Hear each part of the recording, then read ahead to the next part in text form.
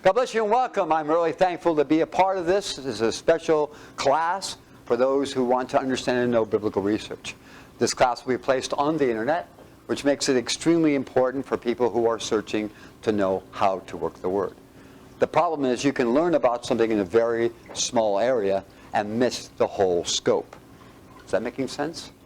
So when you talk about research, what does it mean? How do you research? So I'm going to cover the major areas of biblical research so a person can begin researching it for themselves. Where does the Bibles come in? How do you use the Bible? I'm not going to go into interlinears and using of references because that's not really what this class covers. I'm just the precepts of biblical what? Research. So, Father, I thank you right now for this time, and I thank you for helping me to teach your word, that your people can truly understand and know, and be able to walk in this day and time as you've declared it, according to your word and your truth, as Jesus, our Lord, has given us. Okay, now the question boils down to, what is the difference? Well, let me give you an example. I'm going to tell you, I want to learn scuba diving, right? This is an analogy, give you an illustration. Now, I went and learned to be a scuba diver, right? And I learned it in an island called Guam. And I wanted to learn to dive, and I got to be really good. And you'll notice that I have a lot of collection of shells that I pulled out of the ocean, and coral, and a whole bunch of things that were absolutely magnificent. Now, what's fascinating about scuba diving is you've only got a small area in depth in which you can find living creatures. I mean, really a lot of life. And basically, it's about 15 feet down, and then from 15 to about maybe 30, 40 feet. That's where all the life is. After that, things start diminishing, and there's no more coral, and there's even less life, and it gets less and less the deeper you go. On the surface, there's so much action going on that the first 10, 15 feet is all beat up by the wave action and everything else. So all that life is in that little section right there. Now, learning on Guam is awesome because we've got the coral reefs there, and they go all the way across, all the way down. You have coral reefs popping up all over, all the way down to Australia, which is absolutely gorgeous. That includes Palau.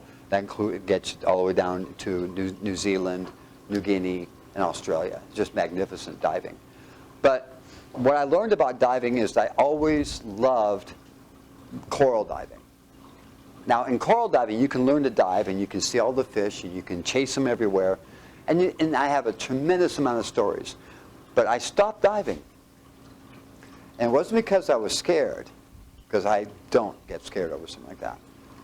And I came close to dying many times, and that's okay.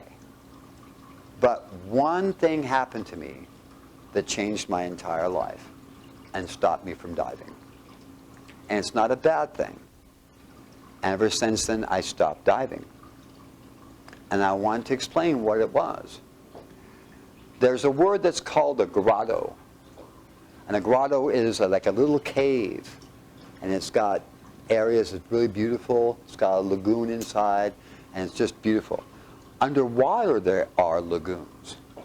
They're like little grottos. And this is, when I was on Guam, I used to hear about this thing that the natives would talk about. They would say that there is a place that is a cavern that is filled with light and beauty. And I would go, sure. And so what I would do, this is the time when they had 72-inch tanks, and I would wear the tank, and I'd go down, and I would drop down to about 30 feet, and then I would lay on the coral. Now, what happens is, people don't know, divers, as you move, fish think that you're a big what? A big fish. And then they run, and they jump into the coral and hide. If you lay on the coral and don't move, then all the little fish come out. And they look at you. And they come up right to your mask. And they poke at your glass. And all the animals come out and they look at you. Takes about 10 minutes. But Just don't move. And let it come to what? To you. And we're talking octopus would come out, and you'd see all the fish, and it was absolutely magnificent. So I would spend, my little 72 cubic inch tank would last me almost 45 minutes. Just breathing really slow and just watching everything come out. On one of my dives, I dove where there was no fish. And I was really curious, where did all the fish go? So I decided to dive. And they said, well, it's very bad there. There's nothing there. I'm like, that can't be right. And then the coral galore. I mean, massive coral everywhere, but no fish. So I was like, okay, I got to see what's going on. So I got my gear and I dove, got down to about 30 feet, and I was looking around. So I just laid on the coral to wait to see. And sure enough, out of the coral came fish. And they came out of the coral. I mean, we're not talking little fish. These are big fish would swim out. And then the fish would swim back in. I'm like, what the hell's going on? So I inched really slowly and looked where it was. And it was an alcove, and it came in and it went under. So I went, huh. So I went in slowly, and it became a really big opening. And I pushed in, I peeked in. And I had never seen anything like that in my entire life. The way Guam is built, it's a solid coral piece. And what happens is that it's volcanic underneath. And when it raises, it doesn't raise like normal, like this. It raises like this. It goes, and then it goes, and it rocks back and forth as it raises from the seafloor. But what happens is coral builds itself upon itself. So when the coral raised, the coral built these pillars. And then when it stopped, then the coral filled in the blanks. So we had this big canopy of coral. And then we had these big pillars coming down. And I was like, oh my God. So I pushed myself into it and came up and then looked around, made sure my hand was there. I could see where it was. The light beam was coming down. And I could see smaller light beams all the way through this, and big, beautiful pillars. And every fish you could imagine was there. And none of them were afraid of me. They would come up and look at me and pass right by. I was like, oh my gosh, this is like something out of a science fiction movie. But I started to swim away, and I kept an eye on where the light was. Now the problem is I had just dove late in the day, like about 1 o'clock, 2. So the sun was what? Setting. And I could see the light getting dim. And I checked my pressure gauge, and I was losing air, so I had to leave. But I'd never seen because of the coral's different colors, it was every color of the rainbow in beams of light coming down. It had pillars of coral coming up into this magnificent canopy. I had never seen anything so beautiful in my entire life. I was totally amazed. So I got up, and I go, okay, I'm almost out of air. I got to come up. I came through, and I had to sweep to the side and got up. And I tried to memorize where it was at.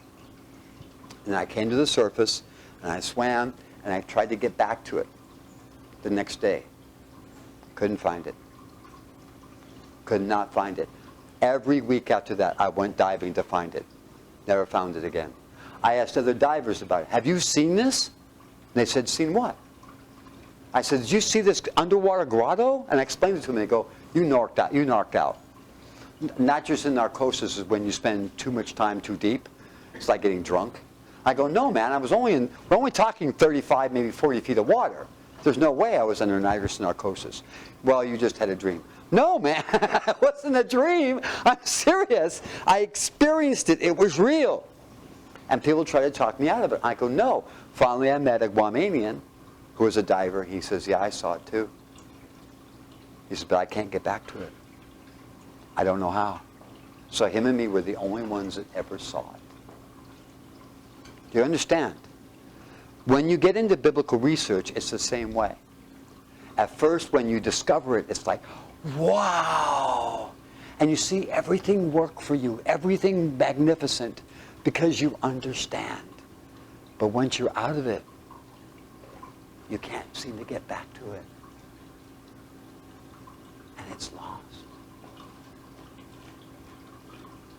The object here is to stay in that growth. Stay in that development. Don't lose the magic of having God and you as one.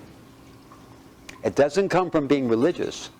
It comes from understanding God, who is the author of life, and His Word. Then you have the most magnificent life you could ever imagine. And people say, well, I was in the Bible and everything was going wonderful, and then everything just went to shit. You didn't know how to get back to the grotto. You didn't know how to get back in. You'd lost how to get back. So this is what I'm trying to provide, to where you not only know how to get it, you won't lose how to get back in. And your whole life can be so magnificent, so beautiful. And it'll be a wonder for you every day. Religion doesn't do it. Truth does. So in this class, I'm going to show you the difference between facts and truth. I'm going to show you each aspect of biblical research and the mindset to have. So you can not only get to the grotto, but you can always return to it and not lose it. Does that sound worth it? So without further ado, let us begin.